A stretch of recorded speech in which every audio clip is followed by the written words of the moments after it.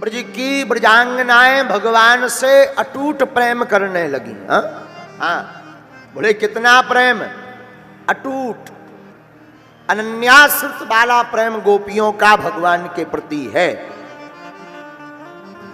भगवान जब गैया चराकर वापस लौटते हैं तो एक बार गोपियां प्रार्थना करती, मुरहर रंधन समये माँ कुरु मुरली रवम मधुरम नीरस मेधो रसताम कृषानुरप्येति कृषतरताम। ए ठाकुर जी, ओ कन्हैया, हाँ सरकार, आप हमारी रसोई बनाते समय कृपा करके जो है बांसुरी मत बजाया करो। भगवान बोले क्यों? बोले आप रसोई बनाते समय बांसुरी बजाते हो तो बांसुरी में ऐसी जादू है कि हम तो मग्न हो ही जाते हैं। जो लकड़ियां चूल्हे में लगाई जाती हैं वो बांसुरी की तान सुन करके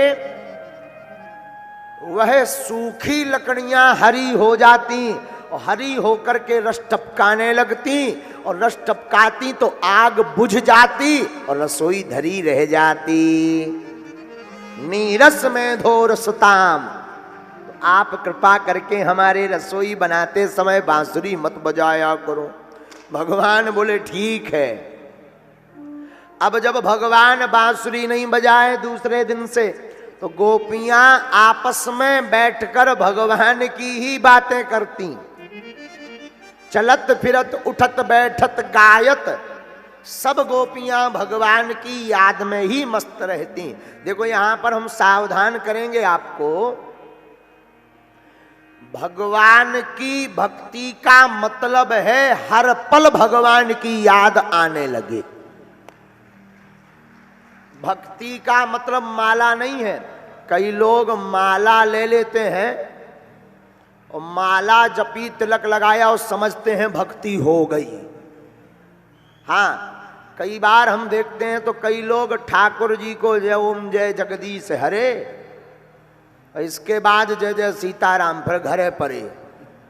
हाँ, और कई लोग कह देते कि बताओ ये भक्ति है। नहीं नहीं नहीं, भगवान की भक्ति का मतलब है हर पल प्रभु की याद आना। पल पल भगवान की याद आना ही भगवान की अविरल भक्ति है।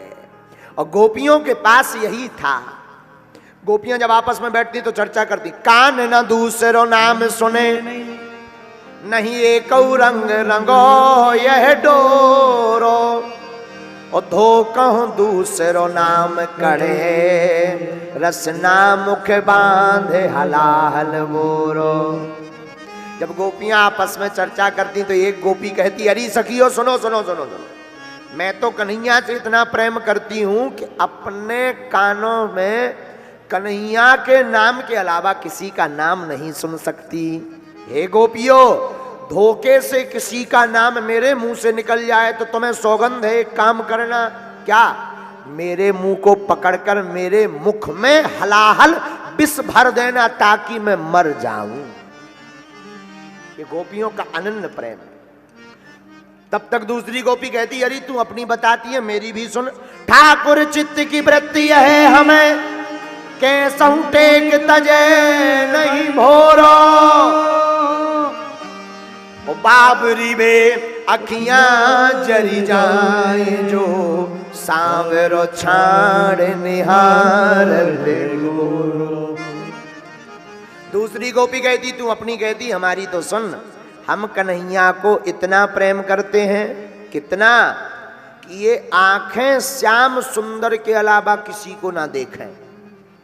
और सुनो गोपियों, मैं ब्रह्मा से प्रार्थना करती हूं कि हे ब्रह्मा जी, सपने में भी सांवरे श्याम सुंदर को छोड़कर किसी गोरे का चित्र आ जावे तो मैं उसी दिन अंधी हो जाऊं। तीसरी गोपी का प्रेम और उच्च श्रेणी का है। तीसरी गोपी कहती, बाटन में घाटन में बीथन में बागन में वृक्षन में बेलन में बाटिका में वन में, दरन में दीवारन में देहरी दरीचन में, हीरन में हारन में, भूपन में तन में, कानन में कुंजन में, गोकुल में दामन में घन में, जहां जहां देखू तहे श्याम ही दिखाई दे, सालिग्राम छाए रहे नैनन के मन में। तीसरी गोपी कहती है, सखियों हम तो जहां देखें वहां हमें श्याम सुंदर ही दिखाई पड़े, मन में भी श्याम सुंदर, घर में भी श्याम सुंदर, यत्र तत्र सर्वत्र श्याम सुंदर दिखाई पड़े। और उसी दिन थी पूर्णिमा। भगवान ने पूर्णिमा की रात्रि में अपनी बांसुरी बजाई। भगवान अपि तारात्रि सरदोत्फुल्ल मल्लिका वीक्षरन्तुं मनश्चक्रे योग मायामुपाश्रितः। आहा, रात को बांसुरी बजाई, गोपियों को सुनाई पड़ी तो सब गोपियां धाय धाम काम सब त्यागी, सब गोपियां भागी भागी भगवान के पास जाने लगी। दशा का वर्णन सुखदेव जी करते हैं, गोपियों की दशा। बोले एक गोपी अपनी आंखों में काजल लगा रही थी और भगवान की बांसुरी की धुन सुनकर आंखों का काजल अपने होठों पर लगाकर भागती नजर आई। सुखदेव जी बोले अब दूसरी गोपी की दशा सुनो।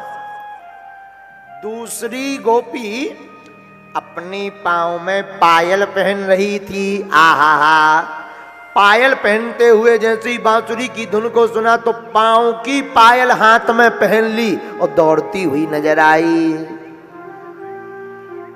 तीसरी गोपी गाय दुह रही थी। गाय दुहते दुहते भगवान की बांसुरी की तान सुनाई पड़ी तो गाय के बछड़े को खोल दिया और सब छोड़ छाड़ करके भगवान के तरफ दौड़ती नजर आई। लेकिन चौथी गोपी की दशा बड़ी अद्भुत। चौथी गोपी को जाना था तो पति ने रोक दिया, तुम नहीं जाओगी। महाराज मैं तो जाऊंगी। नहीं माना पति। पति ने दरवाजा बंद कर दिया, किवाड़ लगा दिए, ऊपर से बाहर से ताला डाल दिया कि नहीं जाओगी। पर गोपी के चित्त में तो माधव ही ध्या रहे थे। गोपी ने सोचा शरीर रूप में ना जा पाए तो क्या हुआ। उसी भवन के अंदर गोपी बैठ गई और अपने तन से भगवान, मन से भगवान को याद करने लगी और धीरे धीरे नेत्रों को बंद किया और वह गोपी शरीर रूप में तो वहीं रखी रही, प्राण पखेरु उड़ गए और वह आत्मा गोविंद के पास पहुंच गई।